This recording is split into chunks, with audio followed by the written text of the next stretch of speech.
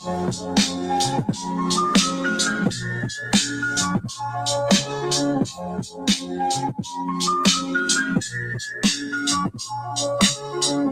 maldición, presta atención, la vida es culera, todo el jale está cabrón.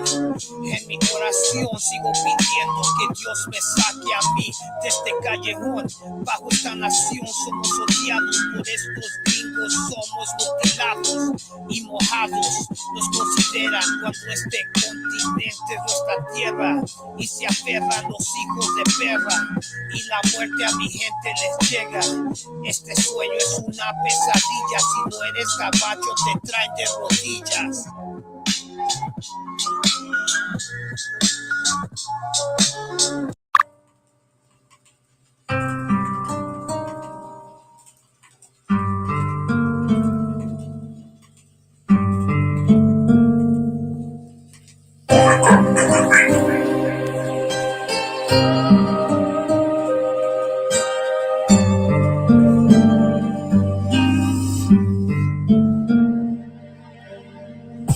Your card, tearing enemies apart. I don't give a fuck, done this shit from the start. In the boulevard when this fucking curse started. Life's a bitch, so you get bombarded. And it don't matter where the fuck you from. You play dumb and get stung by my fucking guns. 3 to the lungs, 1 in the head. Stand by your corpse and watch your blood spread. And in a world that seems like fiction, we done gave up on religion.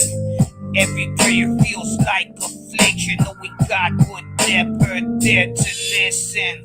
So we keep going, that's all we can do. Trying to flip some money cause the fucking rent is due. So I'm back in the streets once again with my group. Put yourself in my shoes, tell me what you would do.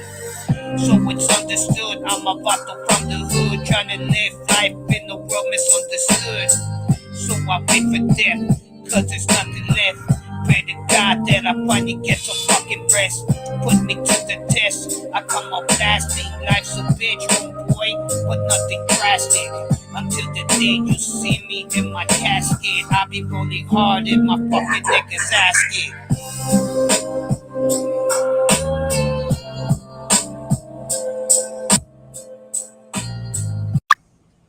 Todos tenemos algo especial, Max.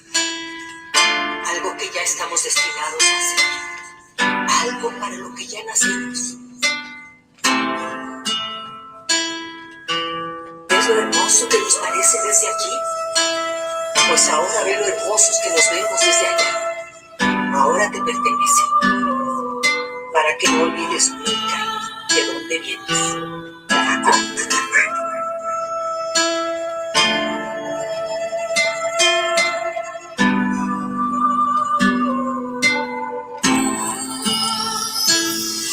Padre nuestro, que estás en los cielos, ten piedad de mí entre todos los gueros.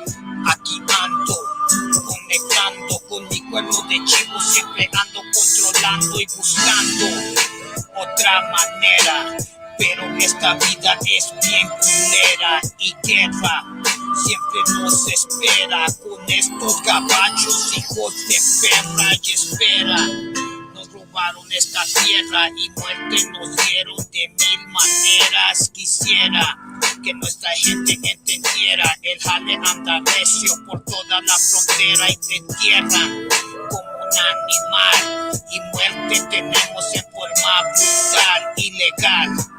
Así nos consideran, que todo gabacho se caiga y muera.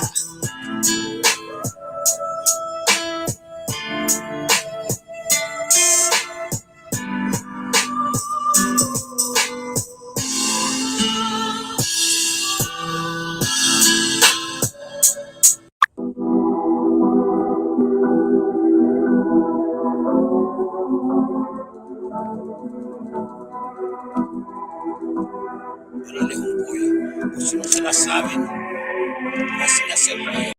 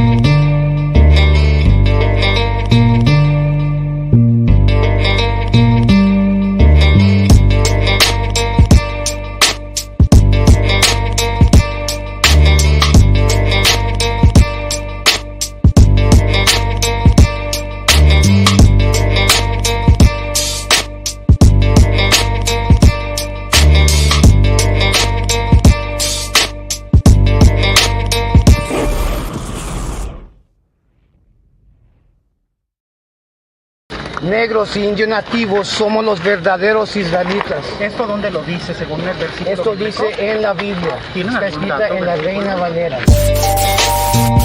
We got to live in this district. The whiteys don't come down here, man, and live in the fucked up houses, man. The whiteys don't come down here, man, and have all the fucked up fucking no heat in the fucking winter time. You understand? We do, Jack. So therefore, like, wow, we got to make it a better place. You understand that?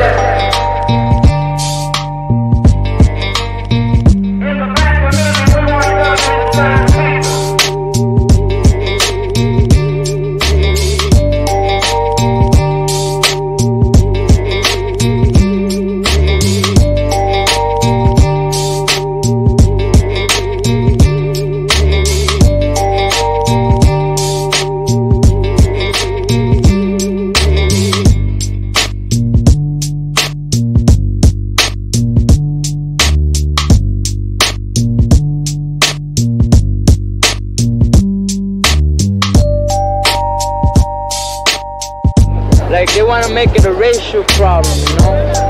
So we didn't want that, you know. So I jumped in, I put in for my boy because he's a black brother. You know? So we made an unracial problem. We the Puerto Ricans should rise up and defend ourselves against these dogs. The North American is trying to steal our identity as Puerto Ricans and call us Americans. We Puerto Ricans are Puerto Ricans till the day we are born, until the day we die. Chicanos killing Chicanos is what they want. Blacks and Chicanos killing each other is what they want. That's how they run this place. Once we get together, they don't run shit.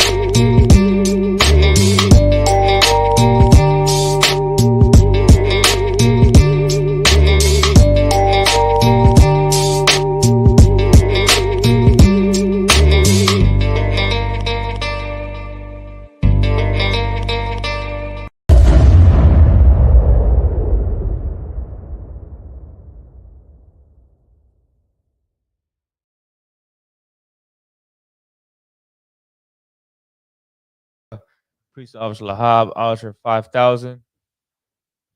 Hey, what's going down? Rasa, we back at it again. Another, tonight, another night for the inconvenient truth. Let's give it a hand. Let me see. Make sure I get this right.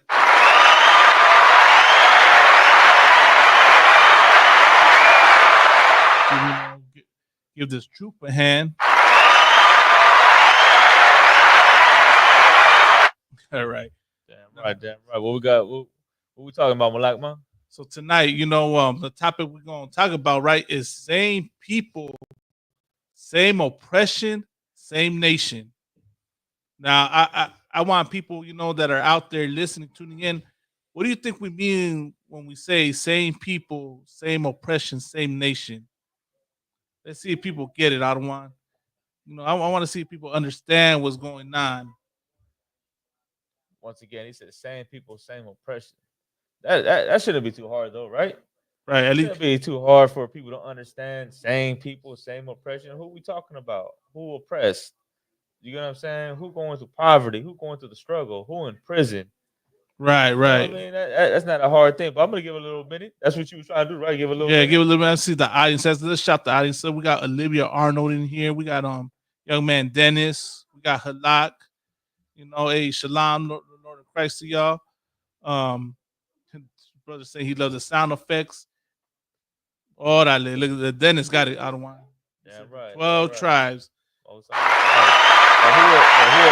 tribes though? Let's see. Can you tell me who the 12 tribes are, Dennis?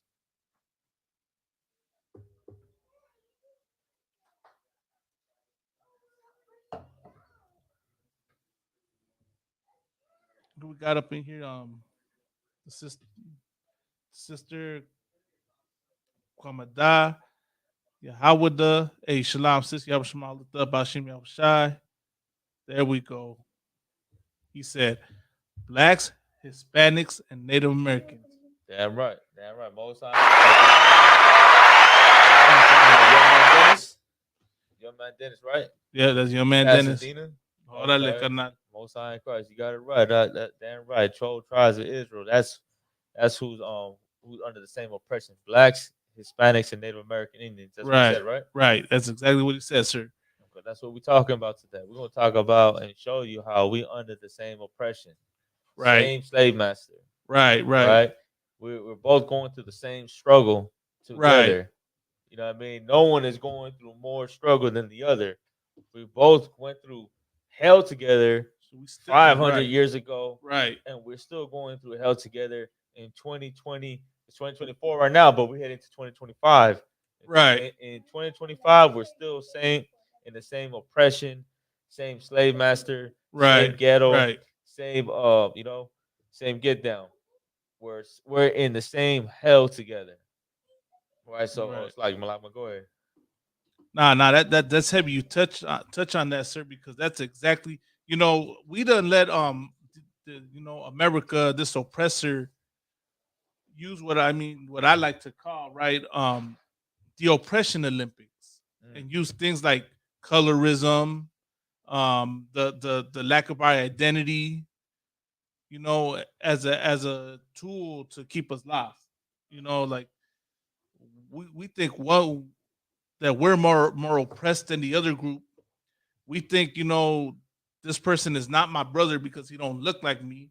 We done base, that we done been trained to think that our racial identity is based on our hair texture, our skin tone, and because, either if I'm a darker shade or a lighter shade, I can't speak on certain topics. I got to stay quiet.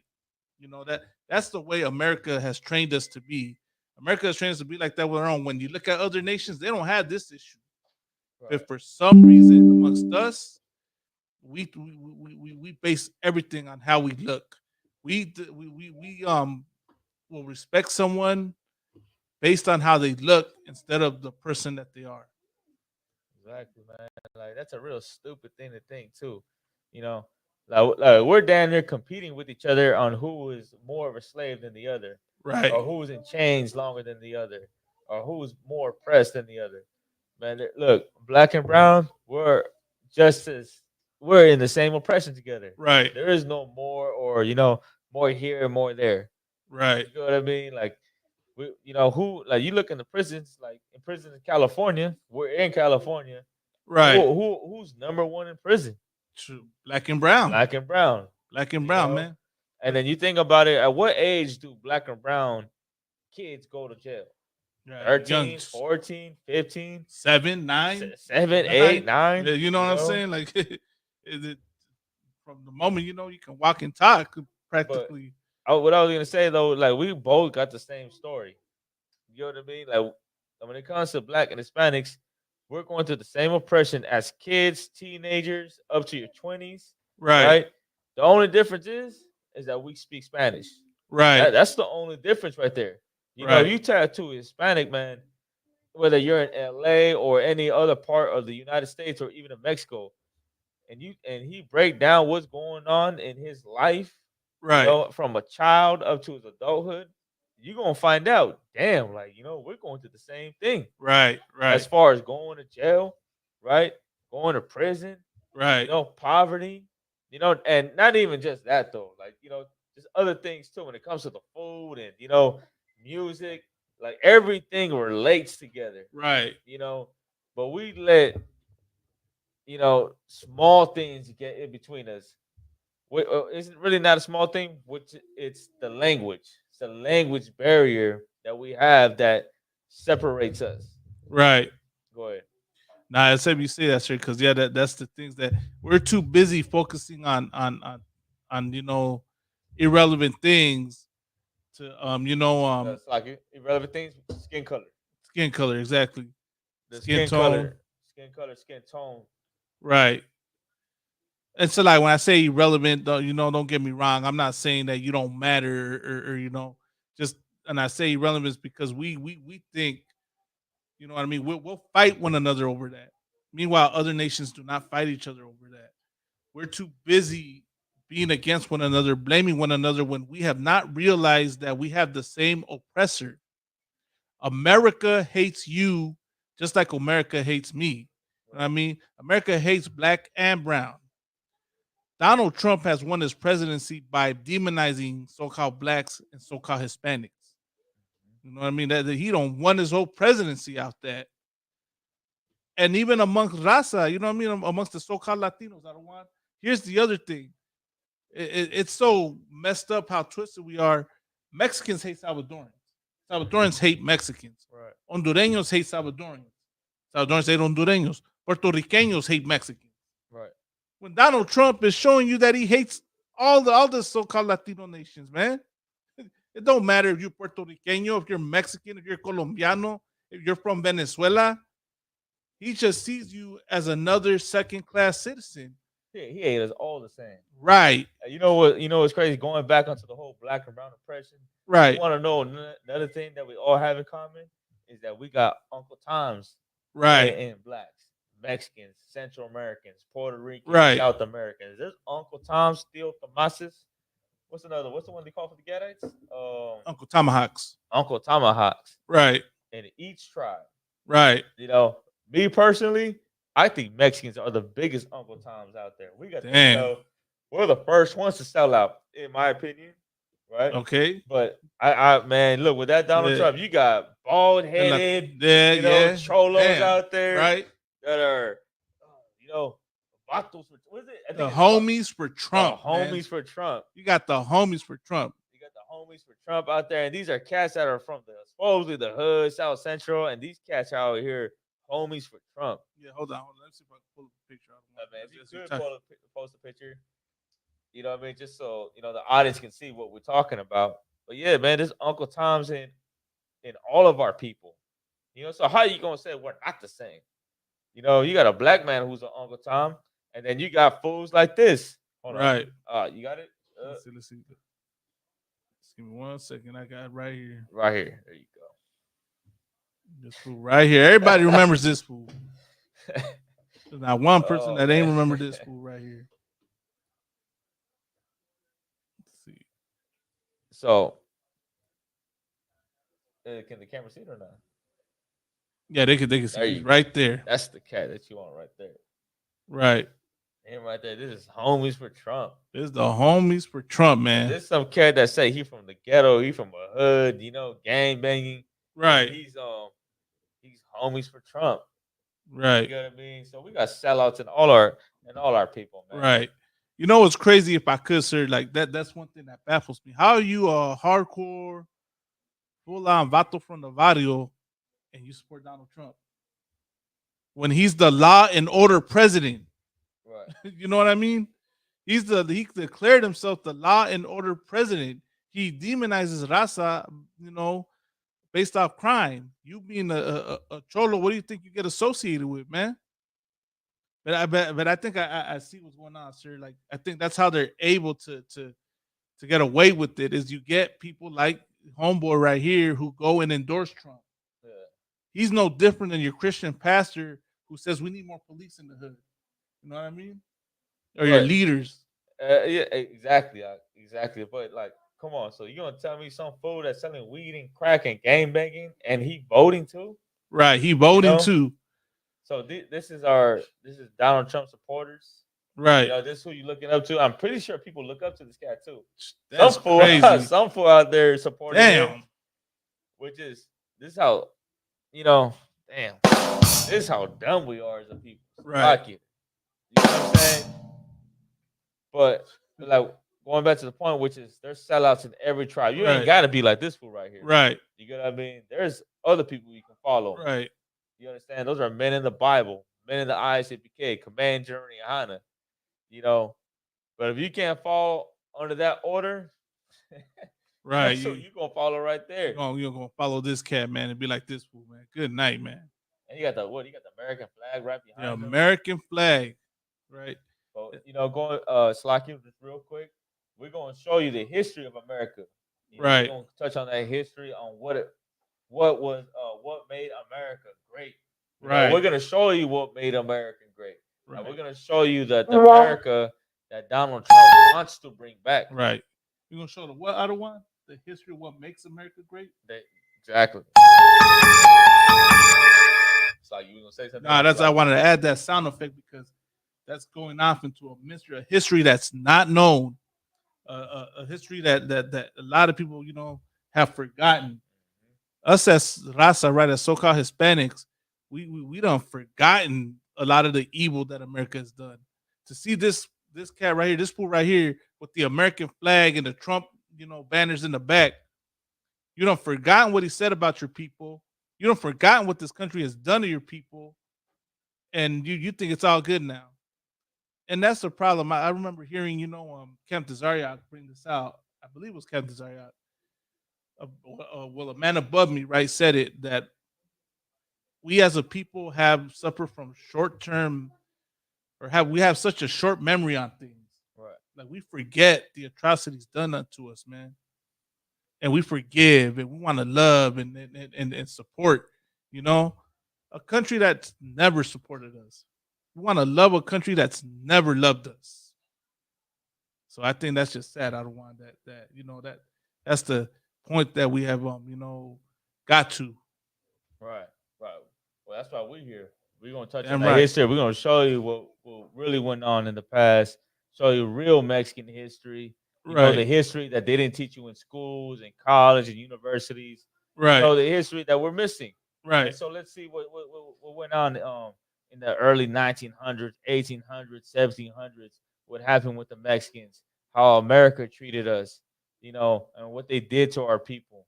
So let's go ahead and touch on it, dog, if you could. If I could, so real quick, I got a quick question, right, for the audience.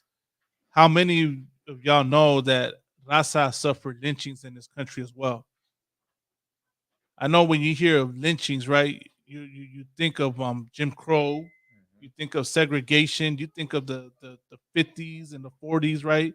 The Ku Klux Klan, all them white supremacist groups. But how many of y'all out there know that so-called black people weren't the only ones that they targeted? I believe it's a history right out here on what's the town called, on Thousand Oaks. I'm pretty sure there's more than Thousand Oaks, but Right. Thousand Oaks is one of them. But I believe the word, as it said, Thousand Oaks is called Thousand Oaks because of the oak trees that they had right there, and that those oak trees were specifically used to hang Mexicans, to lynch them. Now, correct me if I'm wrong. If somebody says, has the truth on, believes I'm incorrect, you're more than welcome to put your input in the comment section. You can comment whether you agree or disagree. You can comment whether you put it in the comment. Please tell me whether you heard or don't know about the history of Latino lynchings, because I want to see something here. I want to see how much raza knows the history and how much raza does not know the history. Right, and that's heavy too, because you should know this history. Right, you should know this history because that shows you what black and brown were, right, went through the same oppression. Right. Because, let's keep it real though. Like a lot of us, I'm speaking only on California. Right. I'm not speaking on any other state. In California, there's a separation between black and brown. Right. Right. There's a separation. We don't look at each other as the same. There's a lot of us are enemies. Right. In California. But we're not looking at what happened to our people. Like if you did your studying, if you Mexican, if you black, and you did your studies on black and brown, history, you're gonna find out like, damn, we were getting killed together. And who was killing us? The slave master, the oppressor, right, the European, the colonizer. Right. They were killing both of us at the same time. Right. And then you read and you find out that they were separating us on purpose. Right. But they didn't want us to unite. Right. And then what now it's like 400 years later, now we're beefing it. Now we hate each other. Right. Now we're killing each other. Right. The reason why we kill each other is because a European, a colonizer, wants us to kill each other. Right. They want us separate. Right. You know what I mean?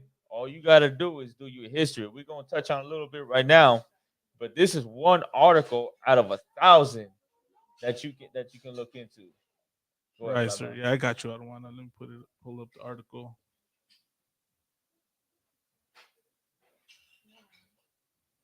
And I think now it's more important than ever for us to learn this history and learn the truth.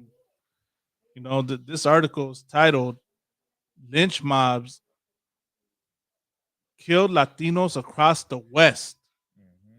The fight to remember these atrocities is just starting. So like, if I could, sir, that's heavy. The fight to remember these atrocities is just starting. It has to be a fight to remember this. Right.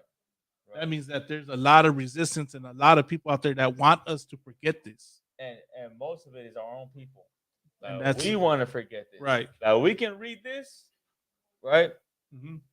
And a lot of us are gonna be like, you know what, I'm not gonna teach this to my kids. Right. You know, I'm not gonna teach this to the next generation. Right. You know, and they're gonna try to have to find out themselves, or try to figure it out on their own when it shouldn't be like that. You know why?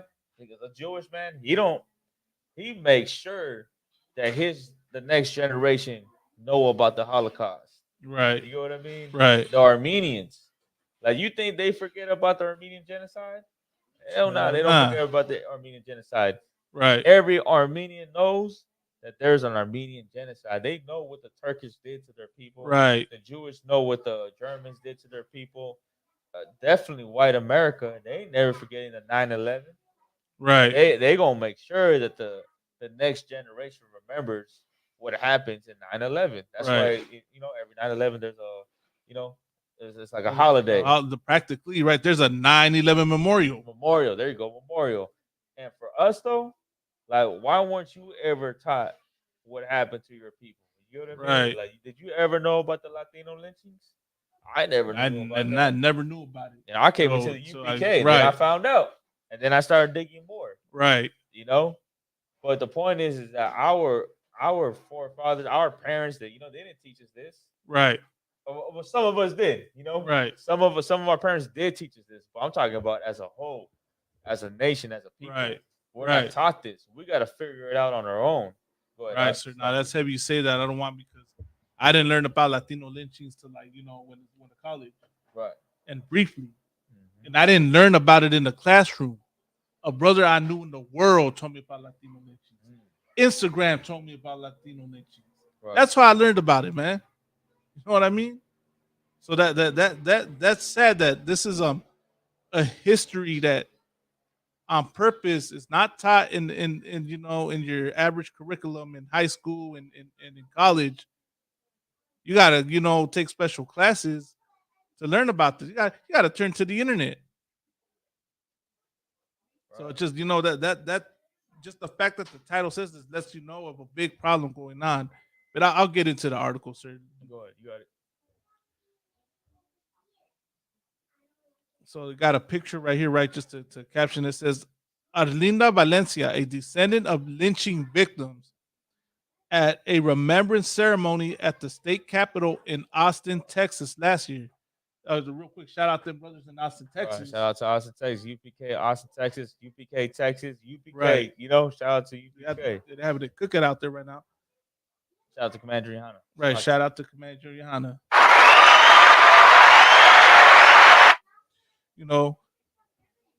El Paso, Arlinda Valencia was at a funeral when an uncle told her a bewildering family secret. Already you seen where it lies the issue. I don't want, we already have it in us to where we want to hide it and not talk about it anymore. They made it a family secret. An Anglo lynch mob had killed her great-grandfather. A mixture of grief and shock overwhelmed me since this was the first I heard of this, said Miss Valencia, 66, the leader of a teachers' union in El Paso. The more I looked into it, the more stunned I was at how many Mexicans were lynched in this country.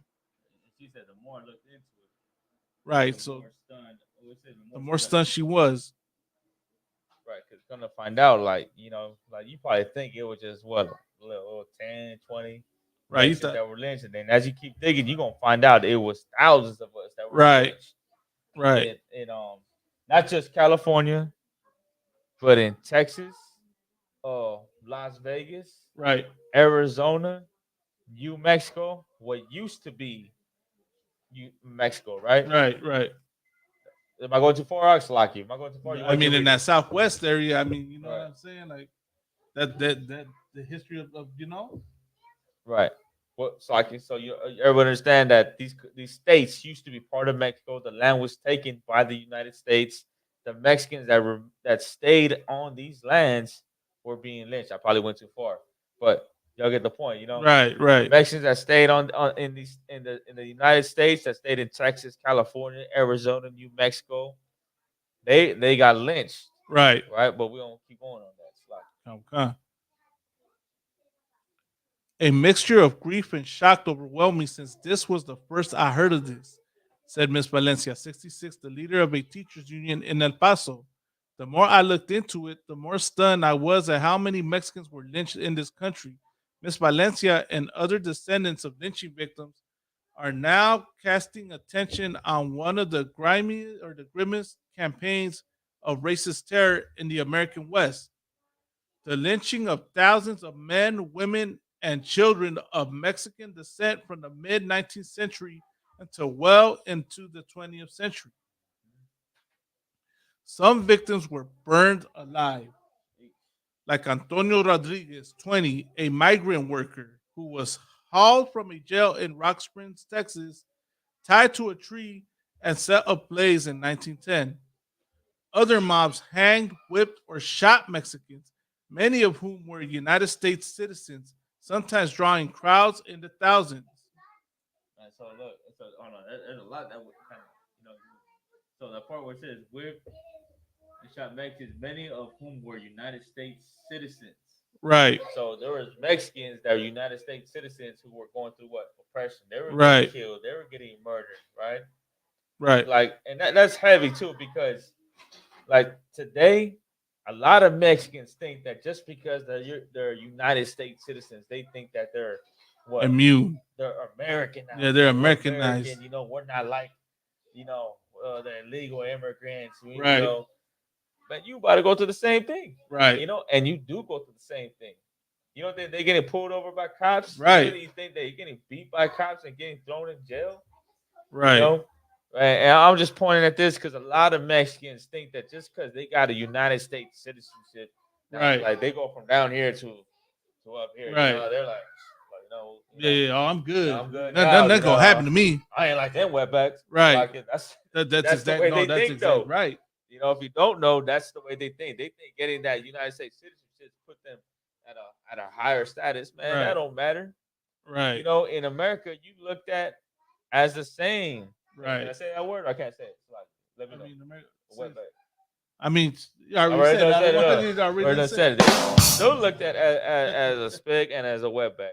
Right. You know, you just a wetback with a citizenship. Right. That's all it is. And you know, and back then it was the same thing.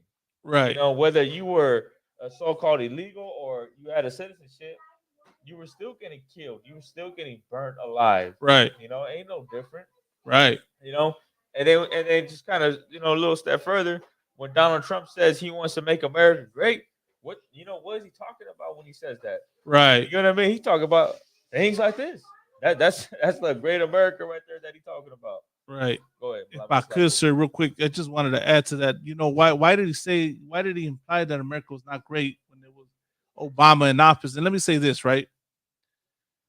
Obama, from what we know in the ISUPK, right? Obama is not a black man. He's an African. Those are two separate nations of people. But he played colorism on it, right? Now, I don't agree with Barack Obama. I didn't agree with none of his policies. He's known as a deporter in chief, you know, and I can't rock with, you know, with someone that, you know, is racist towards my people. But the whole thing is that Donald Trump used colorism to imply that America was not great because a dark-skinned man was president. That was his whole thing. And, you know, of course, he passed things that were horrible, especially for us, that his whole ploy was that, and that you need a white face in office for America to be great. That was Donald Trump's whole thing. That's why he played on demonizing other groups of people. That's why today, right recently, I know y'all know about Tony Hinchcliffe and the jokes he made about Puerto Rico. Why he had that at his rally. If you want to believe that Donald Trump is not racist, that you know that whole side isn't, you lying to yourself, man. I mean, it's right there, plain in your face. And let me side note one more thing, sir. Right? Just because I don't stand with Donald Trump does not mean that I support Kamala Harris. I don't support any party in the U.S. government. I don't vote because why am I going to choose a candidate that is not of my people, for one, and two, voting has never benefited so-called blacks, Hispanics, and Native Americans. Right. That's all a dog and pony show. That's all it is. It only benefits the oppressor. That's the only group of people that it benefits, man. But go ahead, sir. Salagi. I think Kamala Harris, she grimy, dirty, right? Stinking, you know what? You know what I mean? She wasn't trying to let brothers get out of jail. Right. You know, I believe there was that thing where they passed a law where if you committed a crime at the age of 15, you right. get charged as an adult. Kamala Harris didn't care about that. Right. She was trying to keep brothers locked up.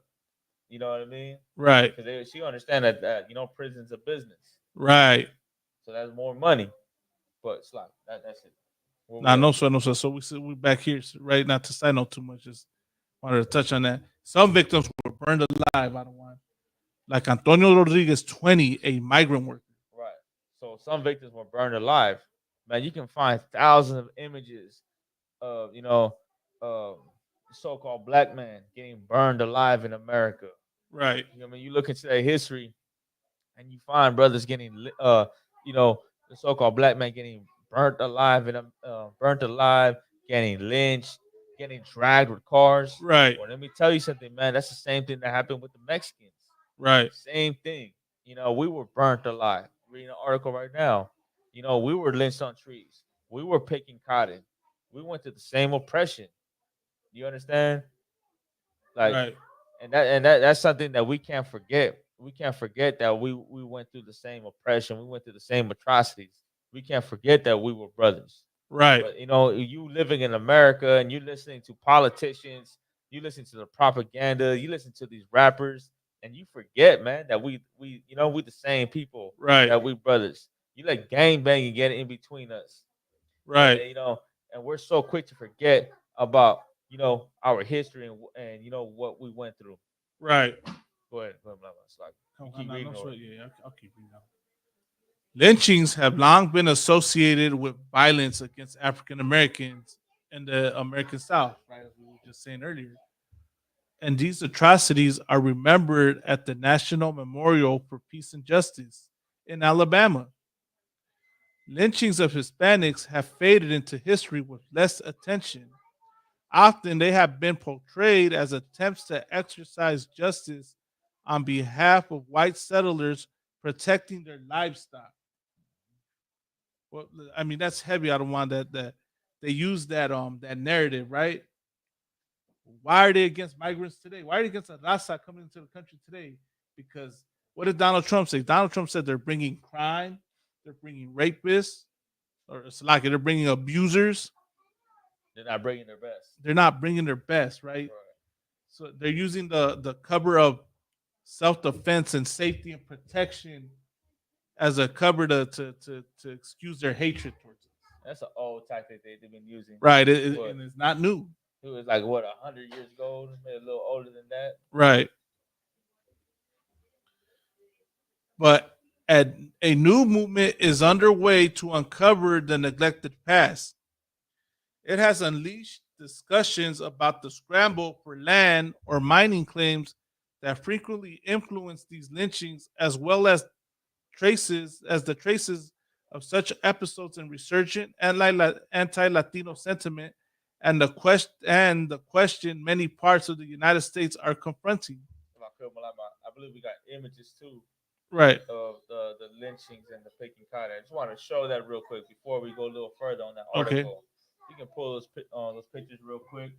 We're gonna show you photos of Latino lynchings, of Latinos picking cotton. Show proof that we were going through the same thing, same oppression. So let's show these pictures real quick. This right here, sir.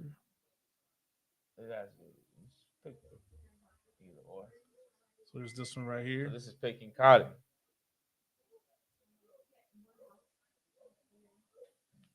This is titled "The Afterlife of Cotton."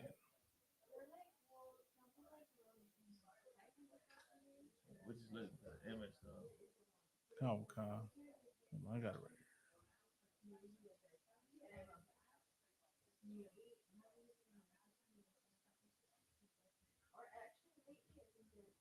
Okay, look, there's one right here. Other one. So that's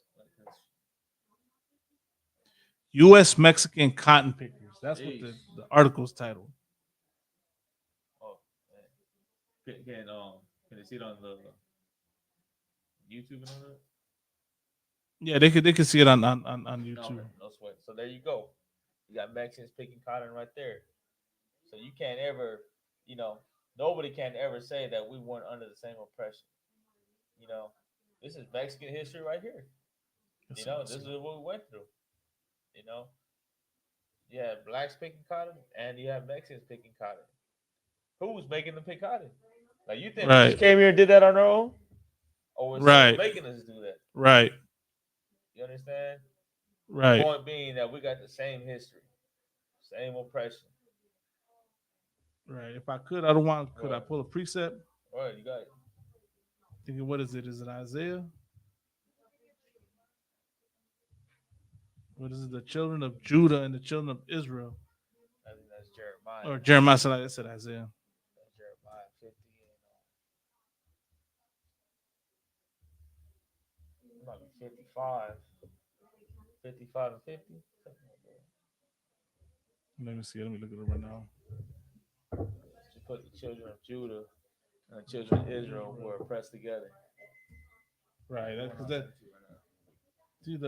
That's the thing about the Bible, right? And the Israelites. Not one tribe was treated better than the other. Every tribe was, going when it's Jeremiah 50:33. So let me go to kjv.org, right? Black and brown, right, have been going through this since, like I said, as the Bible says, there's nothing new under the sun. That's been happening to us. So I'm going to show you in the Bible where it says it.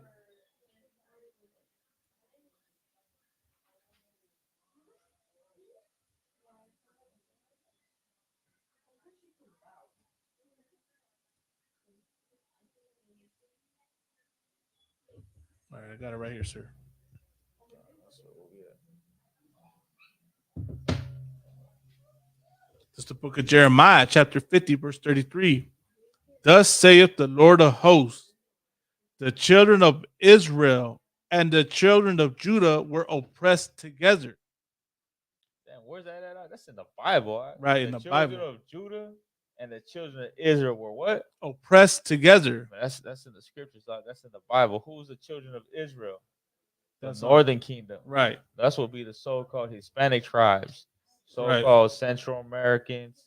Right. So-called Guatemalans, Salvadorians, Nicaragua. Indigenous. They call them the indigenous. Right. Right. You got the Mexicans.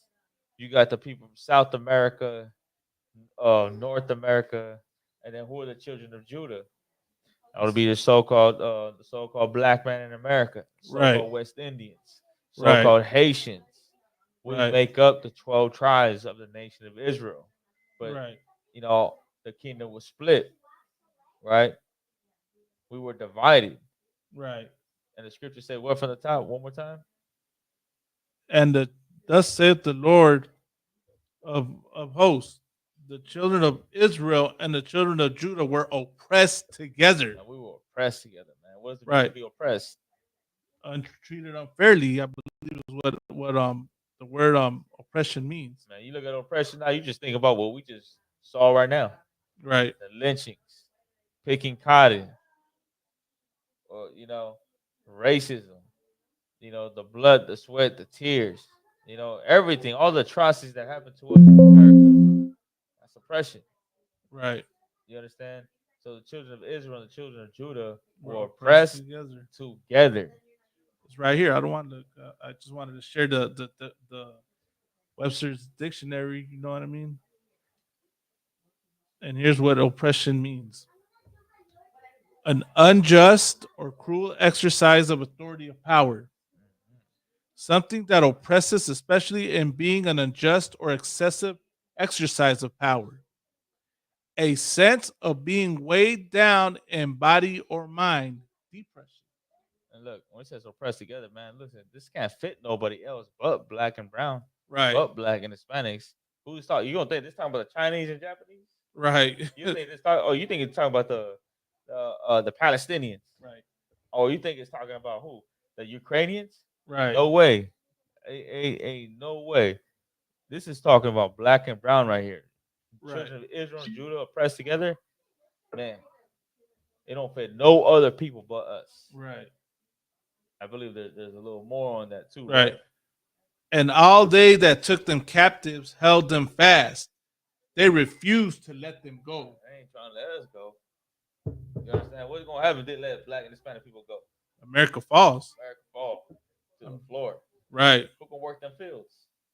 Right. Who can work them construction sites? Who can work them restaurants? Right. Who can work for pennies? Armenians ain't gonna do it. Chinese damn sure ain't gonna do it. Right. You understand? Because those are our slave masters right now. Right. Sure, and the Europeans damn well ain't gonna do it either. Right. You understand? And I think is there a little more on that? On the scripture? I go to the next verse. Let's see. Let's go one first now. Their Redeemer is strong. The Lord of hosts is his name. He shall thoroughly plead their cause, that he may give rest to the land and disquiet the inhabitants of Babylon. He said what? And disquiet the right. Now everyone knows today that America is modern day Babylon. You ask people today, you ask them, is America Babylon? They'll say yes. A lot of people want to act, like they don't know, right? That, oh no, I don't know. But come on, man, you done heard it your whole life that America is modern day Babylon. We're in Babylon right now. And right. Lord, he gonna disquiet this place. I mean, this place is gonna get shut down. Right. That's what this talking about. Right. We're gonna shut this place down. World War III. You understand? And not just America, but all the other nations, they're getting shut down too. Right. But let's keep reading on this article. Couple concert. But a new movement is underway to uncover the neglected past. It has unleashed discussions about the scramble for land of mining claims that frequently influence these lynchings, as well as traces of such episodes and resurgent anti-Latino sentiment, and the question many parts of the United States are confronting. Who gets to tell history?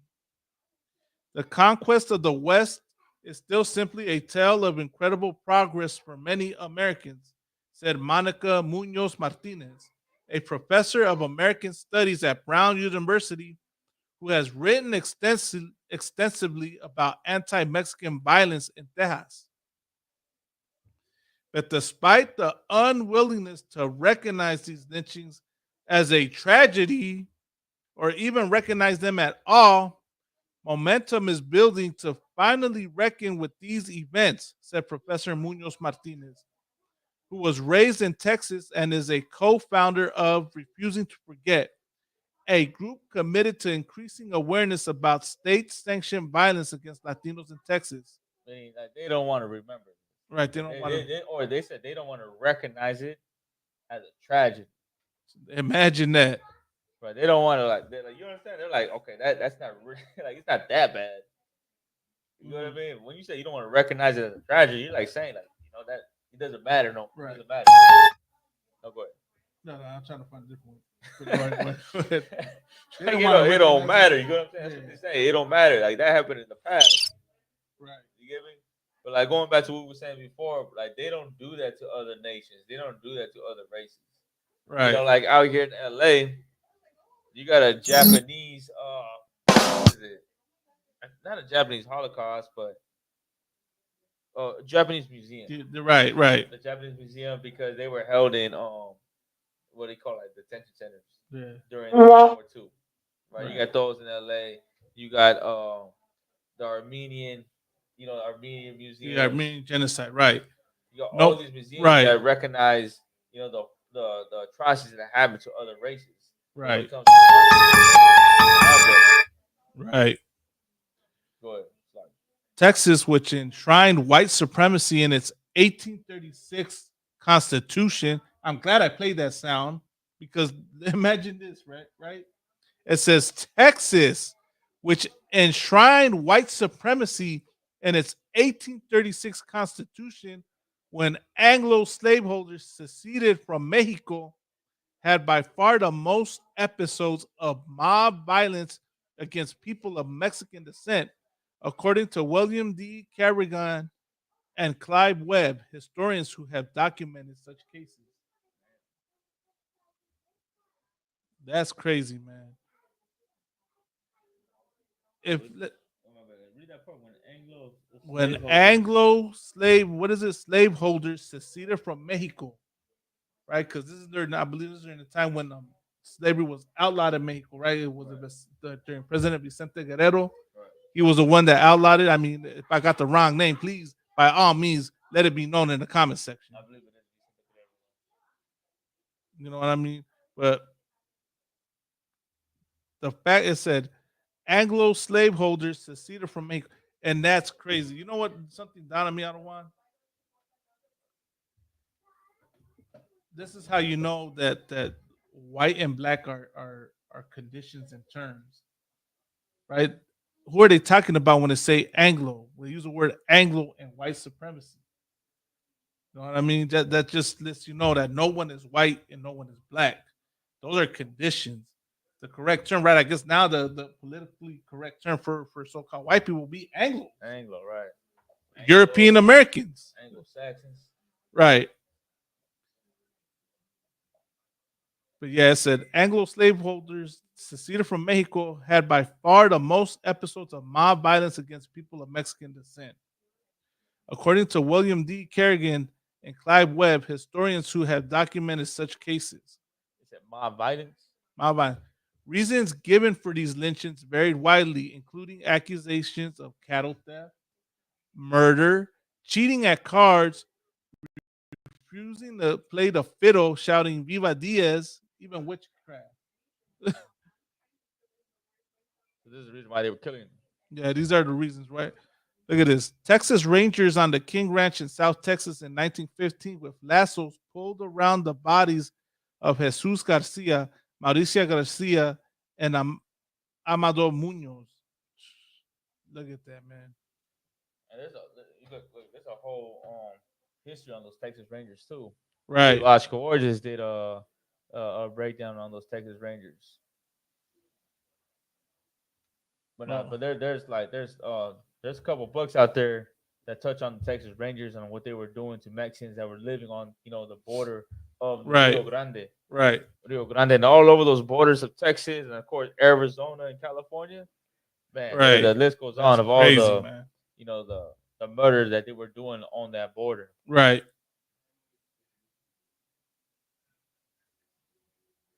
Which is slacking, which still goes on today. Right. That's why you got all those we call those militia groups. Right. You see those militia groups that be at the border? Oh yeah. You got those militia groups on the border of Arizona, California, of course, Texas too. Right. And they sit on that border waiting for Mexicans to cross it, and then they they unalive Mexicans crossing that border. But they don't do that to the Chinese that are crossing that border. Right. Or the Africans. At least you don't hear about it. But with the Mexicans, man, they've been doing that for years, sitting on that border, killing Hispanics. And then of course, you know about the Christians that go out there and leave water and leave food and all that by the border so they can get so the immigrants can get the food. You got those militia groups that go get that water and dump the water out and throw the food out. Right. So that they can't survive in that desert. Right.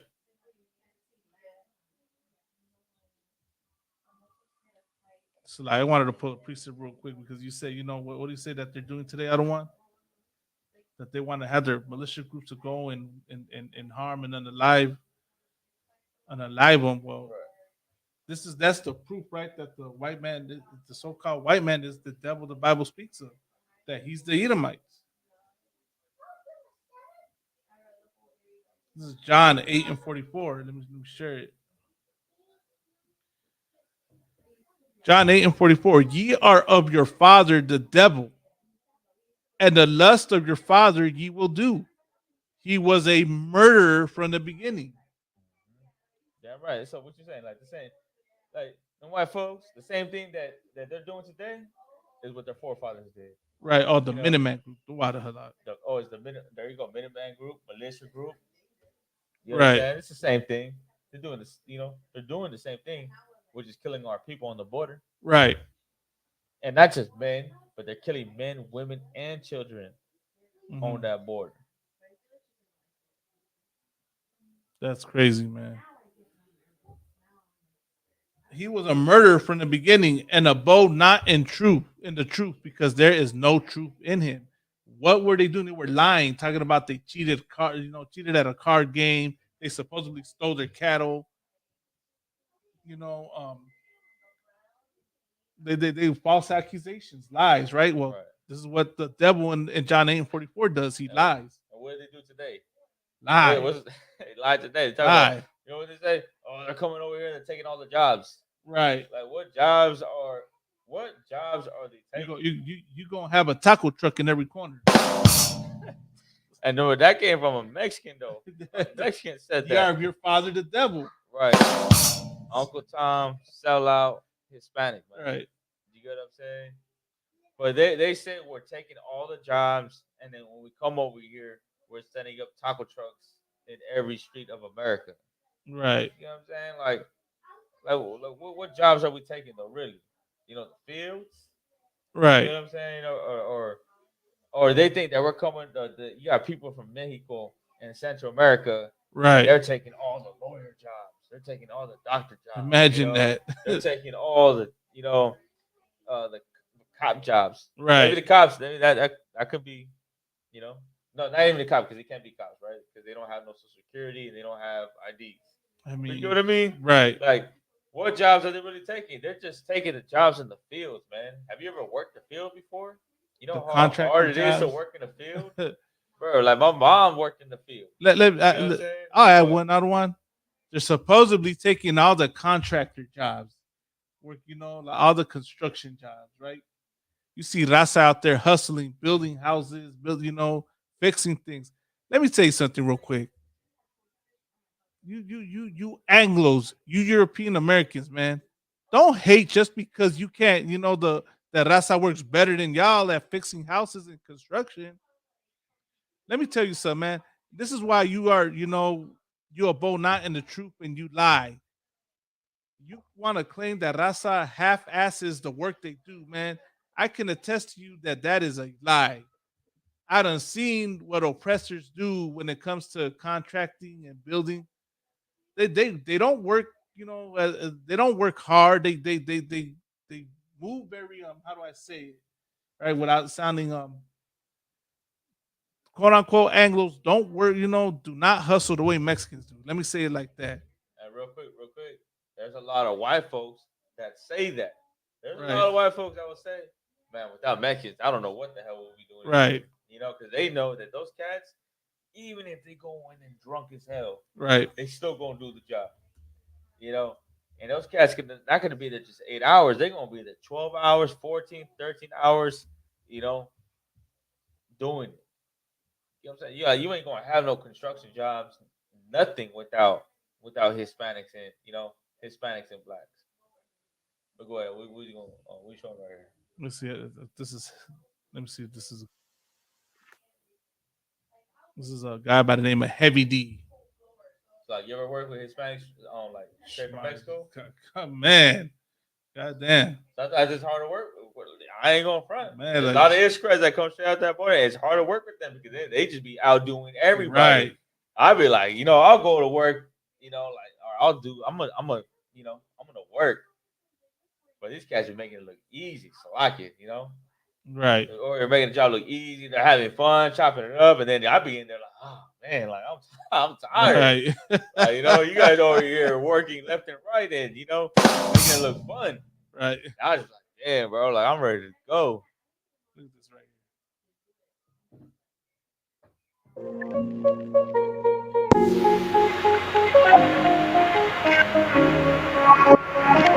You guys want to see something cool? You see, today's a nasty, cold, rainy day here in Utah, and I walk into the shop to find a couple of my Latino guys that are working on a project, and can't find them anywhere. Looking around, like, where the crap are these guys? Go out in the parking lot, look around, nothing. So I just so happened to look up, and what do you know? They're on the roof in this nasty, cold, miserable weather, fixing a leak above my office. Estos vatos vieron que había agua limpiando mi oficina y se metieron, subieron aquí en el techo y están arreglando el techo. No les dije nada. Lo hicieron solitos.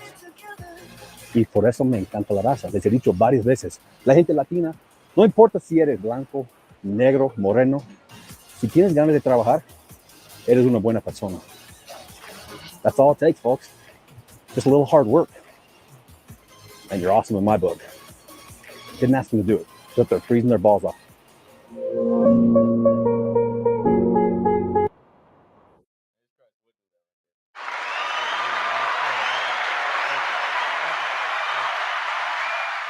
know, that's probably Zebulon or someone from South America. Right. What could they're out there doing the thing. could be all. It could have been Mexicans, South, people, some from all over the Latino America. And you know they bullshitting up there. You know, you know what I'm saying? Like they're up there working at the same time, right? Fucking around, so Right. I get bullshitting, playing around, talking shit, and just making it look, make it look fun, Right. And like some of those cats be the most humblest people to work with, Right. You get what I'm saying? They'll show you the whole get down, show you the ins and outs, what to do, what not to do. You know, as long as you showing up and you showing the effort, man, they're gonna help you out. Right. That's our people right there, man. Right, damn right. You know what I'm saying? And those are the people that are hated. Right. You know, in America. Those are the people that have been despised for the last 500 years. Right. Let me say this. Don't hate the raza just because the raza is better than you at working, those type of jobs, white man. You know what I mean?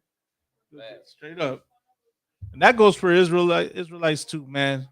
So-called blacks, Hispanics, and Native Americans. Don't hate on your brother just because he does a better job than you. Right. Supposed to do a better job than you. And here in ISUPK, right, we want our brothers to be better than us. You know what I mean? That's support. That's pushing your nation forward, man. You should support your brother when he's doing something better than you, man, instead of hating on them, instead of trying to tear them down. But I will tell you this, though, on the flip side of that, you do have a lot of Hispanics who get a position, right, a job, and they get some type of manager position, and now they think they're right. They think they're right. And now they're abusing their authority. Right. Now they don't want that. Now they think you're trying to take their job. You get some. You get like I'm saying some, not all, some that act like that. And I'm only saying that off of experience because I done worked in restaurants and kitchens and things like that. Right. I've seen both sides, which is some that are humble, help you out, right? So they get down ins and outs, and then you got some that get that little position. Now they think they're the top, right? Top, person in there, right? What you got it? So that's heavy. You say that, I don't want, because at the same time that those are the that's you're doing the once again. Ye are your father, the devil. Right. Right.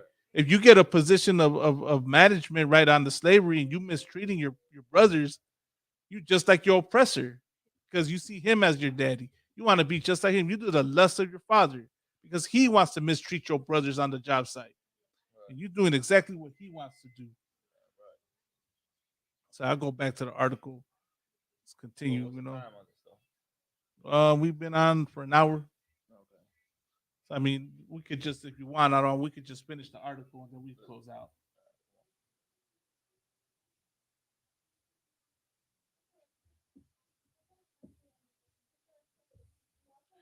In another episode, right? Where am I? Oh, in 1880, A mob in Collin County in North Texas accused Refugio Ramirez, his wife, and their teenage daughter, Maria Ines, of bewitching their neighbors. Man. Good night. What is that though? What is the bewitching though? Like possessing them, casting spells on them, I'm assuming, you know. I'm just saying though, like what could they possibly have been doing? Like, you know, right. To say that they're bewitching their neighbors. Right. What happened after that though? I want to read a little bit more on that. Come. So this is the accused? They accused them of bewitching their neighbors. The three of them were burned to death, according to Laura F. Edwards, a historian at Duke University. There you go. That's what we was talking about, right? The right. lies that they did to our people, right? To get us burnt. There's no truth in them, and they do the same thing today to get you locked up. Right. It's the same thing. You got thousands of stories that happened with the so-called black man where they were accusing them of Emmett Till. Right. Talking to a white girl, right? Right. And now over here they're saying that we were bewitching them. And because they lied, it cost us our life. Right. You know, not prison, right? Not jail time, but they burned us alive. Right. Because of a lie that they told on us. Right, sir. And yeah. It was a young girl, right? You said a daughter? Yeah, the daughter, man. In another episode in 1882, a man of Mexican descent identified as Agustin Ahirer filed a complaint against an Anglo man who shot at his dog. In retaliation, Anglos tracked Mr. Ahirer down and fatally shot him in front of his wife. The Austin Weekly Statesman reported at the same time. Good night. So this guy trying to get some justice, because right, this devil done shot at his dog, right, and the justice that he got was what? Getting shot. They shot him. So the message was, "How dare you go to the authorities? How dare you try to report? You know." That's horrible, man. In front of his wife. Good night, man. Like they're trying to send her a message. In 1922, a group of 10 men snatched Elias Villarreal Zarate from a jail in West Laco in South Texas, where he was being held for fighting with a white co-worker. La Prensa, a San Antonio newspaper, described how the mob hanged him, raising the ire of Mexican diplomats who were trying to curb such killings. So the Edomites came and unalived this brother just because he got in a fight with a white co-worker, right. And he probably won more than won because he was defending himself. Because not even that, these oppressors, this oppressor is so evil and so diabolical, man. Right. He don't even want you defending yourself. You know what's crazy too, that a lot of people think that, oh, like, you know, that's in the past, you know, it's 100 years ago, 200 years ago. This was, you know, but let's keep it real though. Like, even if it was 200 years ago, 100 years ago, you know, those descendants of those white folks, right here, right, you know, them white folks is here, right. You know what I mean? And then you're the descendants of the Hispanics that were killed, right. You know what I mean? Right.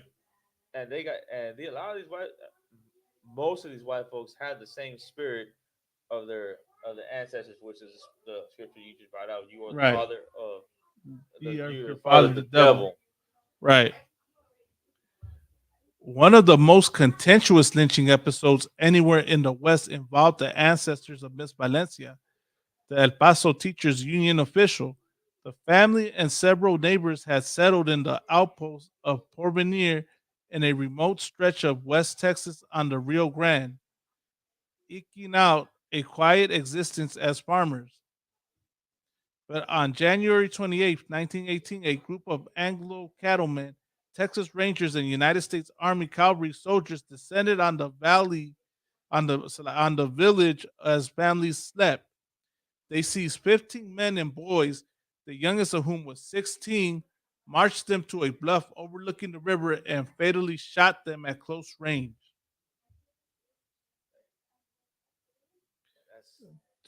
Man, and look, there's a lot of stories of that same thing happening with with Native Americans as well. Right. But showing you that they had no pity on us. Right. No pity. And what was the reason against Lucky? What was the reason for them doing that to us? The reason was, just read back on that part, the last, just one paragraph up. Right. Eking out a quiet existence as far, doesn't say why. It says a group of cattlemen in the army. Hold on, wait, go ahead. Let me see that date. Let me see the date real quick. This was on 1918. 1918. 1918. Right. A group of Anglo cattlemen. After burning Porvenir to the ground, the rangers and ranchmen claimed, without offering proof, that the villagers had been thieves. So they were accusing them of stealing cattle. They contended that the victims had been informants for Mexicans who had raided the nearby Bright Ranch a month earlier. They also claimed that they had come under fire. But investigations by the Army and the State Department found that the Mexicans were unarmed when they were killed. Miss Valencia's great-grandfather, Longino Flores, was among the dead. Her grandmother, Rosendo Mesa, her grandfather, Rosendo Mesa, was a boy at the time. He survived because he was away buying provisions. My grandfather kept everything about the massacre to himself. And once again, this is why it's unknown, because we keep it to ourselves. Right, but because we're trained to. He was probably scared if he told somebody that they were going to kill him. Right, right. My grandfather kept everything about the massacre to himself, which kind of amazed me, said Miss Valencia, reflecting on why it took so long for her to find out about the killings. Remember, this is Texas. There's reverence for the nearly godly Texas Rangers. To this day, the truth is hard. I feel like right here, what we're reading on, this is on the Texas part. You know what I mean? But like you can read different articles where it'll touch on California and it'll touch on Arizona, and this right here is touching on Texas, but that's heavy, right? Miss Valencia found out how hard it is to even agree on the facts surrounding the killings when historians and descendants of the victims at Porvenir, a village largely erased from local memory after it was razed in 1918, and survivors fled, applied to the Texas Historical Commission for a historical marker. Don't tell me that if the police kill an Anglo in Chihuahua City, there isn't going to be differences about what really happened, said Jim White III, 70, a descendant of the Bright family, whose ranch not far from Porvenir was the one that had been raided a month before the lynchings. It was a turbulent time on the border when you had a lot of people getting killed on both sides, said Mr. White, who still lives on the family's ranch and refrains from calling the killings a massacre. Of course he doesn't. Because he doesn't want to face the truth. This oppressor does not want to face I forgot who said it, right? Ursula, I didn't forget. I believe it was Captain Katazar that brought it out in the camp speaking. He says so-called white people, when you tell them the truth, right, about what they did, they're reacting like ugly people when they see a mirror. They hate to they hate to look in the mirror. They hate to face the truth. What did General Muhammad say? So-called white people don't respect anyone's pain but their own. Right. They don't care about anyone's pain except their own. It's 2019, right? Playing the race card doesn't work anymore. Imagine that.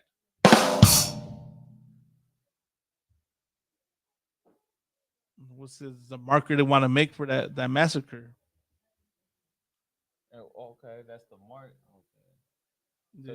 So you got some devil out here saying that that wasn't really a massacre. Right. Right. This is why, and if I could add, this is why the oppressor is called the devil.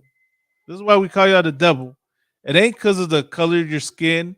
This ain't this isn't about salvation based on skin color. This is about the things y'all do. This is about the contents of your character. You know what I mean? To look at this, to know the history of what happened, and you want to play it off and say it wasn't a massacre and say that it's just people exhibiting a victim mindset when they never got justice for what was done to them. You don't put so much fear into us that we'd rather forget than be angry about the wrong things done unto us. But I understand that that's what you want, Esau. That's what you Edomites want. You want us to be soft. You want us to forget and forgive so that you can continue to live the life that you live. And remember, too, like he's saying it's not a massacre, right? It's 2019. It's not a massacre, right? But when animals get killed, when the whales get killed on the sea, right, and the elephants are getting killed, and giraffes are getting killed, you got all these white folks protesting on the street, talking about animal cruelty, right, or shit that things right, that happen on the farms. Right. They look at that as what? Cruelty. That's a cruel Right. thing to kill animals, kill elephants and giraffes and cows and chickens. Right. They look at that as a cruel thing, and it's so much of a cruel thing to them that they protest on the street. Right. But when it comes to Mexicans, that wasn't really a massacre. Right. We were killing both of each other on both sides. Right. Which is showing you that they show more compassion on animals than they do on us. Right. On If I could, sir, but you know what else it is too? Animals can never rise up against oppressors. Right. Animals can never get together and serve the Lord and get the Lord to come and avenge his people. Right. You know what I mean? But we could. We could. Damn and right. That's really what it is. That's what they're trying to avoid. Others who have opposed the marker include the chairwoman of the Historical Commission, who cited concerns that it was being used by militant Hispanics looking for reparations. The Presidio County attorney worried that the dedication ceremony for a marker could serve as a backdrop for a major political rally. So that's really what it is. They don't want Raza to rise up. And they fear that putting a marker, talking about it, right, this is going to cause an uprising. And this is why you are diabolical, Esau. You are the devil the Bible speaks of, because you want to take away someone's right to be angry, someone's right to rise up against you. You deserve to have a nation rise up against you for the evil that you did. Y'all are such hypocrites. Y'all believe in rising up against oppression, right? Isn't that how the United States was formed? Right. You were trying to escape tyranny and oppression and persecution. I understand when it's done to y'all, it's okay. But when you do it to other nations, oh man, it's not okay. It's wrong for that nation to be mad at you. Well, in a minute, man, they ain't gonna have to worry about no black and Hispanics, right? Uprising against them, because they're gonna have their own people uprise against them. Right. They're gonna be fighting amongst each other. Right, sir. You know what I mean? And then not just each other, but they gonna fight. They got a bigger enemy than us. Right. They got who they got? They got the Chinese. Right. They got the Russians, which is another European nation. Right. They got the Russians. They got the Palestinians. Khan. Who else they got? They got the Koreans, North Koreans. Right, North Korea. they got the whole world. I don't mind.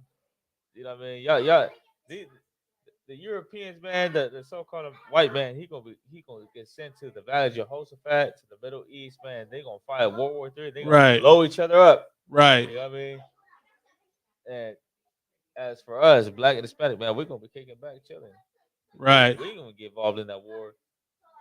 Right. You know what I mean? Unless you want to support America, those of us that are sellouts and love this country, you gonna go get sent to the Middle East and die too.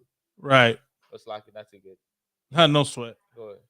For Beto O'Rourke, the Democrat who last fall was a candidate for the United States Senate, according to the Texas Observer, which wrote an extensive report on the dispute. After several delays, the descendants finally got their marker in late 2018 on a highway near the Raised Village. It came after the Historical Commission State Chairman John Now, a beer distribution magnate who donates heavily to Republican office holders, told staff members to inquire about having markers that describe raids that occurred on Anglo ranches around the time of the Porvenir massacre. Chairman Now's comments were provided as advice about how the county could address local concerns that the whole story was not being told about this period in Texas history, said Chris Florence, a spokesman for the commission. While tension persists over how to commemorate the lynchings in Porvenir, there are hundreds of examples of other documented extrajudicial killings of Latinos in the states, aside from Texas, some in places far from the border. For instance, as you stated earlier, I don't want you said New Mexico. I don't know if you said Colorado, but all those other states. Right, the other states. For instance, in 1919, 2 Mexican citizens were being held in a jail in Pueblo, Colorado, as suspects in the murder of a police officer. A mob broke into the jail, drove the 2 men to the edge of town, and hanged them during a heavy rainstorm in front of about 100 people. Go back to that part. It says 2 Mexican citizens were being held in jails, like in Pueblo, Colorado. I'm looking for it, and it says a mob broke into the jail and drove the 2 men to the edge of town, and hanged them in front of about 100 people. Now, what's the thing they say about lynchings? I don't want to write that these were like events for families to gather together. This is where the term. I think we have images on that as well. It's like not to cut you off, but we have images of lynchings as well. Let's see if I can find it. So they were lynched in front of 100 people. As an example. Right. And there was no proof of them actually killing those cops. Right. It was just accused. Just probably something they heard of, and they're like, "What?" And they did what? They broke into the jail. Right. Sheesh. Which I really don't think they broke into. I think the guy was just saying, "You know what? Here the keys. Open up the cell. Go ahead and take them." Right. They were probably police officers themselves. Right. So now I'm trying to find the image. It's on the group chat. Okay.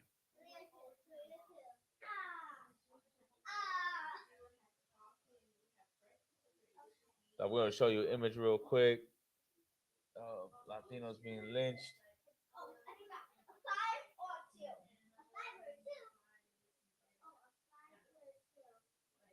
And if you can't find it, don't sweat it, but it should. This one right here? That one right there.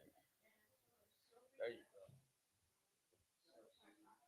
So this is one image, of Latinos being lynched, but I'm pretty sure that happened about 1,000 times. Look where this one happened. This happened in Santa Cruz, California. Oh, Santa Cruz, California. Jeez. Right. Santa Cruz today is hella racist. Right. That's where my people are from. My people are from Santa Cruz, California. That's crazy, Adawan. And they forget, like, this, what was this before? So a foreigner can come in, take your land, make you follow his laws, and then kill you if he wants. That goes to show you that this is a inhumane people that are here ruling America, man. But and one thing again, back to what we was talking about with the Hispanics, like, you can't forget that this happened to you. Right. You should never forget. You can't forget that this happened to you, and you should know that this happened to you. Right. You understand? Like, these are things that happen to us in America. This is our history in America. Right. You know what I mean? And we can't forget it. We can't forget that this happened to us, and you can't forget that this happened to Black people as well. Right. Who did this to us? Who put us in this oppression? Who was lynching us? We're gonna find out it's the same people, man. The same oppressors, same colonizers, same European that did this to our people, man. Come on. But I didn't know that happened in Santa Cruz. That's crazy. I don't want. Long story short, I remember one time I went to a liquor store, got me a little drink. I paid in dollar bills. Right. The devil at the counter, he started like looking at the dollar bill. You know, you put it up and he put it up. Then they got the little marker. Right. You get it to every dollar. And I'm like, God damn, like you do this, you do this to everybody. You're just doing it to me. Right. He's like, I'm just doing it to you. I didn't tell him that. I'm just saying though. Like, you know, That's what he probably would have said. yeah. You know, then that's what's crazy, right? Let these images sink in, right? In the time right now when you got Donald Trump and Kamala Harris, it's about to get real. Just so y'all know. It's about to get real. Look at this. Political postcard commemorating the March 3rd, 1910 lynching of Allen Brooks in Dallas, Texas, at the archway in the corner of Main and Awkward. So Allen Brooks, I'm assuming that's a Jew, a so-called black man that got lynched. And look at the families getting together. A postcard was made. But bro, that's where the whole thing of the picnic come from. Right. You know what I'm saying? Like I think they said these are postcards, right? Yeah, postcards. Right. Like you get it, the white folks, they'll get an invitation for lynching. Put this on a wedding invitation. Right. Imagine that, man. And that goes to show you that they didn't just have it to blacks, though, man. They have it to the right. And let's not leave out the Native Americans because it was doing the same thing right. to Native Americans. Right. That's what's crazy, I don't want. We got more in the article. Yeah, we got a little bit more in the article.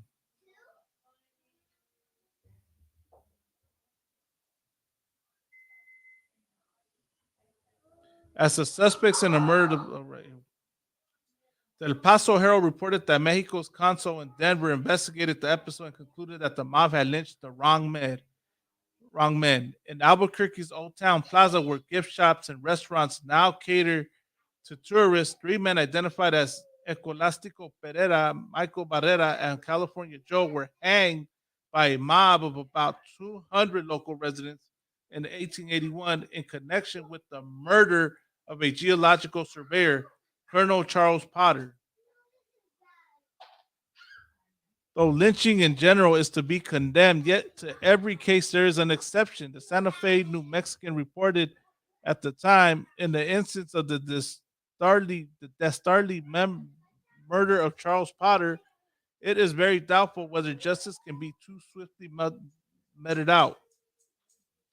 California endured its own eruption of lynchings of Mexicans during the gold rush from 1848 to 1855 as competition for mining claims intensified. Anglo miners used mob violence in an effort to expel Mexicans or exact revenge. In one episode in 1851, a mob hanged Josefa Segovia in Downeyville, California, after she stabbed an Anglo man who tried to assault her. So once again, you're not allowed to defend yourself. At least that's the way, you know, that's what. Probably trying to rape her. Yeah, that's what he was trying to do. Efforts by Anglo settlers to take control of land owned by Mexicans, along with fears that Mexicans could help African American slaves foment revolts, contributed to the sense of hostility around some lynchings. In the 1850s, several counties in Texas expelled Mexicans, and in 1854, the city of Austin ordered every Mexican to leave unless vouched for by Anglos.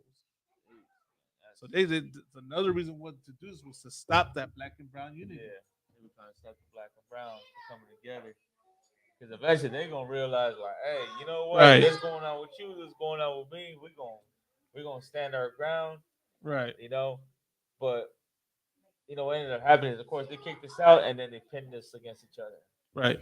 States on the border are grappling yet again with efforts among prominent conservatives to label Latino immigrants as a security threat. Once again, this is nothing new. This is what they do to make sure that you know you get labeled a threat, and it excuses their violence towards us. Some in the borderland see parallels with earlier outbreaks of anti-Hispanic militancy in the United States, citing examples like the armed vigilantes patrolling the Arizona desert, the expansion of the Border Patrol, and calls for the mass deportation of undocumented Hispanic immigrants. With everything that's happening on the border, it infuriates me that these lynchings were just swept under the rug, said Randy Tovar, 19, a college student in Santan Valley, Arizona, and a descendant of one of the men killed at Porvenir. Ms. Tovar is a co-writer of a song, Village called Porvenir, to remember the massacre. She added, if we don't want something like this repeated, it's about time for the entire country to know the truth. I'm going to say this, man. If you don't want this to be repeated, it's about time your people knew the truth. It's about time so-called blacks, Hispanics, and Native Americans knew the truth. And that's the end of the article. Not just that, man. Like, we're going to know this truth, right? We're going to find out the history, find out what happened, find out who did it. Right. And listen, it don't stop right there.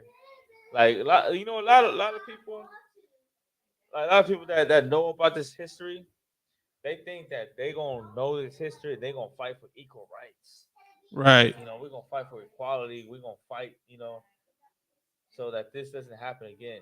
Right. Here's what you understand is that if you believe in the scriptures, you believe in the Most High, you in the truth, you gonna know that God is gonna hold these people accountable for the crimes that they committed. Right.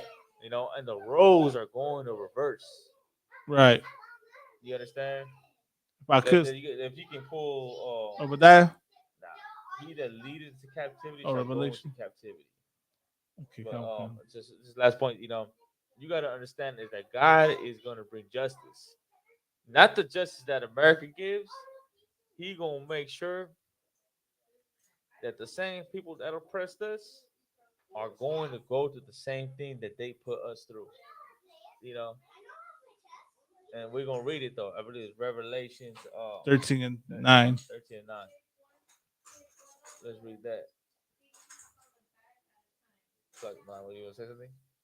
I was gonna go to Obadiah, but I'll quote it right. Obadiah says, "For thy violence against thy brother Jacob, shame shall cover thee." We're gonna pull that next. Come. You wanna get the full. Come.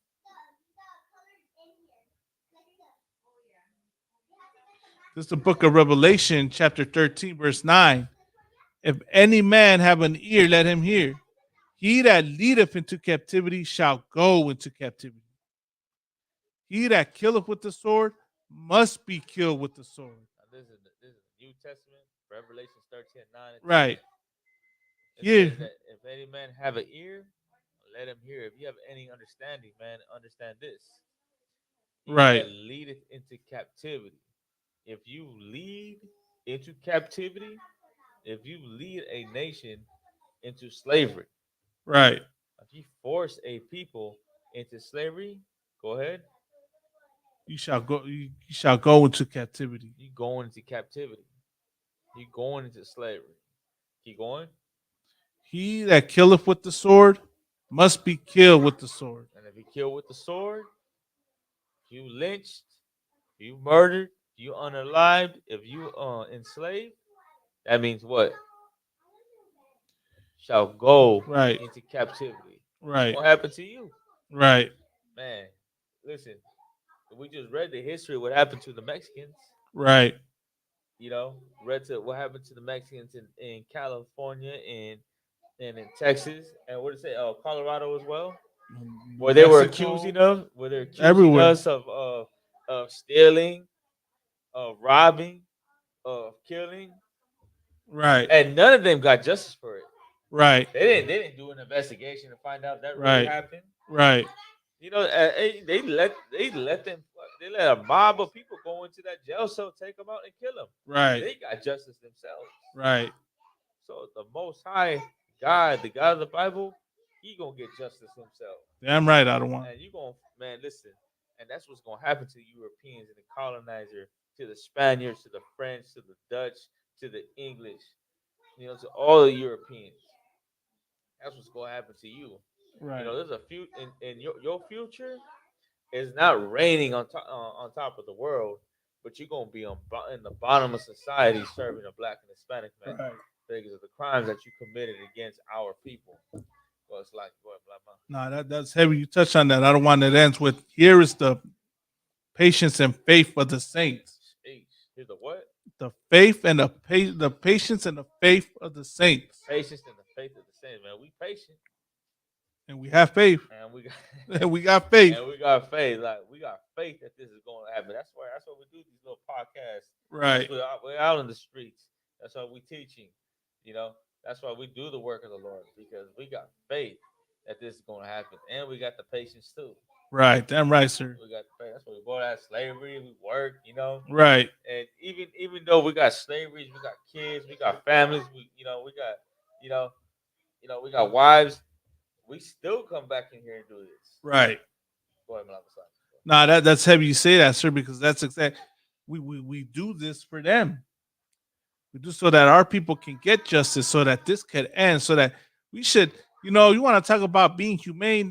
There's no reason that, you should be unalived or killed because you speak Spanish. Right.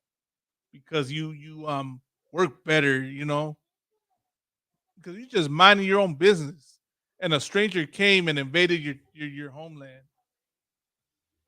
But that's gonna happen to them in the future. Right. Now you oppressors will understand that more clearly. The Lord gonna make sure that happens. I'm not gonna do nothing to you. They're gonna be Europeans looking at Mexicans. Right. Looking at an Israelite, looking at Israel. Hey, you look at Israel? Okay, no sweat. Right. Shit, brothers from Texas, using that word, right? You know, they're practicing. Right. That's what's gonna happen. That's what's gonna happen when you're afraid, Esau. When a European look at an Israelite, look at a Judite, right? Look at a Zebulonite, an Asherite, Naphtali, right? Manasseh and Ephraim. Right. And you look at them the wrong way, right? You go work in that field. No right. Get your back straight, man. and you know what?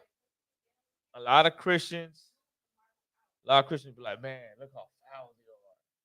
Right. How can they go say? I thought you believed in Jesus. Right. That's hate talk. Right. My God doesn't hate. But what about all the Christians that did that right. to us in the past? Right. Like, you know what? They don't talk about that. You know, it's that a lot of the Christians don't talk about what Christians did to us in slavery. Right, sir. What Catholics did to us in slavery. Right. In the name of Jesus, in the name of the Trinity. Right. You understand? They don't bring that up. What the Catholic Church did to indigenous people, man. Right. What the Christian Church did to indigenous people, the boarding schools, the missions, all those things. That's what you're getting judged for. That's why you're not getting salvation. Ain't because of the color of your skin. Once again, it's what you did as a nation. So, I mean, I don't know what more to tell you. But, of course, what we're talking about is not our words. Right. That's not something that right. we're making up. Right. Something that Malakma making up, what Lahab is making up. This is in the scriptures. You just read in Revelation 13:9. He that lead into captivity shall go into captivity. He that killeth with the sword must be killed with the sword. It's in the Bible. That's in the scriptures. It's in the scriptures. I'm reading you the Bible. I'm reading you God's words. This ain't my words. It ain't my opinion. So you can't take it on us. If you got any beef, you got any fellow with anybody, like, you got to take it up with. Take it up with the Most High, man. Take it up with God. Because that's what's written in the scriptures, man. Right. We just teach. Just a messenger, man. You know what they say? Don't shoot the messenger. Don't kill the messenger. Yeah, right. Man, and you know what? That's what's gonna happen. Right. Faith in it. Right. Patience. Right. It's like, we got any more or that was it. That was the end of the article. I don't want. Okay, that's it, man. Listen, we're gonna wrap up. It's like, anything else? We want to keep going. What we got going on? I mean, time wise, I don't want. I mean, we can touch on it another night. Okay. I mean, I'll address real quick.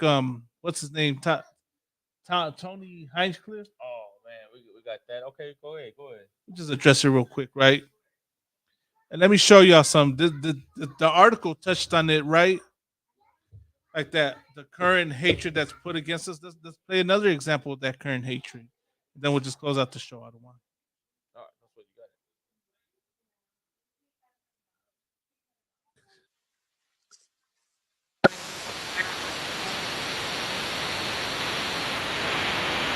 got. Oh damn! Imagine that. I don't want. He lives in Texas.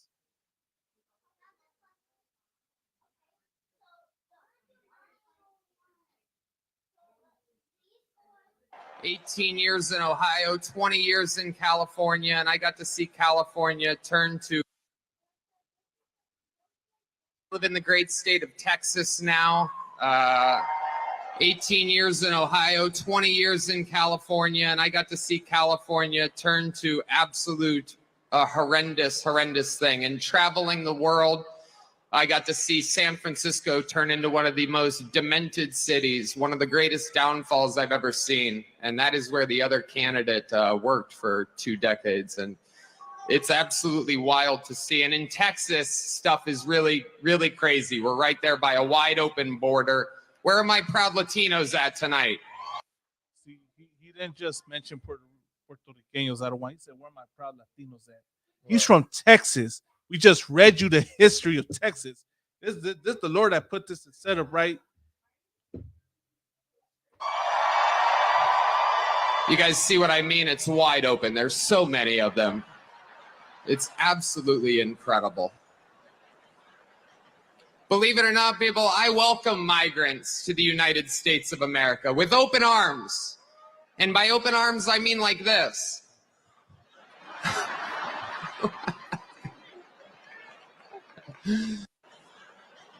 Believe it or not, people, I welcome migrants to the United States of America with open arms. And by open arms, I mean like this. Just so y'all know, right? He's talking about so-called Latinos. And I wanted to ask something real quick, sir. What's crazy is I've been listening to other podcasters. I've been seeing online. Y'all excusing this behavior. Y'all make excuses for the simple. Oh, well, he's just a comedian. Oh, he just, he's supposed to say that. Oh, he doesn't represent Donald Trump. He's a comedian. Well, do y'all not expect him to say this? Basically, that's the whole attitude, right? Here's the difference, man. He's at a Trump rally. What he's saying is he's talking about the raza, not just Puerto Ricanos. He didn't say this about any other people, or did he? Let's keep playing. It's wild. And these Latinos... That's a joke right there. He's telling us, don't come here.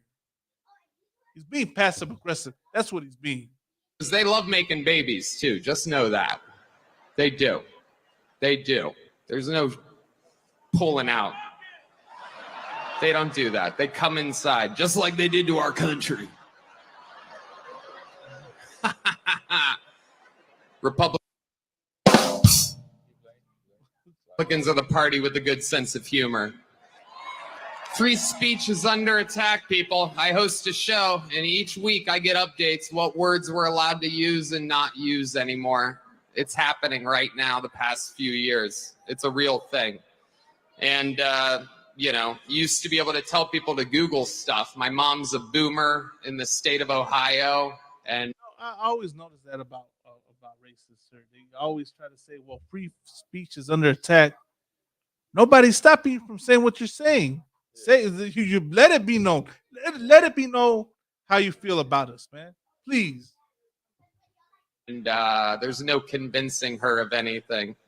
She's eating the cats. She's eating the dogs. They're eating the pets up there. It is absolutely wild times. It really, really is. And, there's a lot going on. Like, I don't know if you guys know this, but there's literally a floating island of garbage in the middle of the ocean right now. Yeah. I think it's called Puerto Rico. Okay. All right. Okay. We're getting there. Again, normally I don't follow the national anthem, everybody. This isn't exactly a perfect comedy setup. There's some people here. All right. Very good. I like it. I have other policies that I think it should be implemented as well. Like me personally, I think football should be all year round.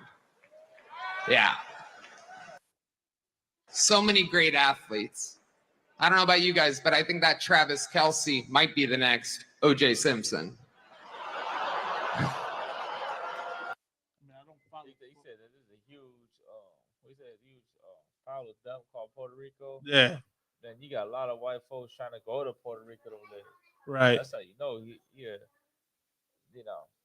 he full of garbage. You know what I mean? Because you got a lot of white folks out there trying to move to Puerto Rico, and they trying to trying to kick the Puerto Ricans out of Puerto Rico. What was that? What was You that know? one cat's name? That one what is the content creator or he's famous on the internet? Jake Paul. Jake Paul. But he live in Puerto Rico. You know, he trained out there. You know what I mean? For him to call it garbage, man, that's, you know, he just talking garbage.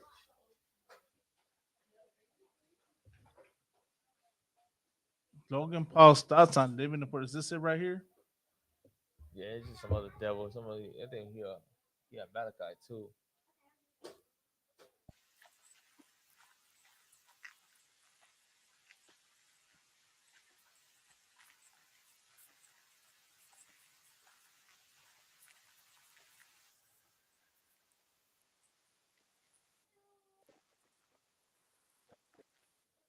It's like, you know, he ain't got.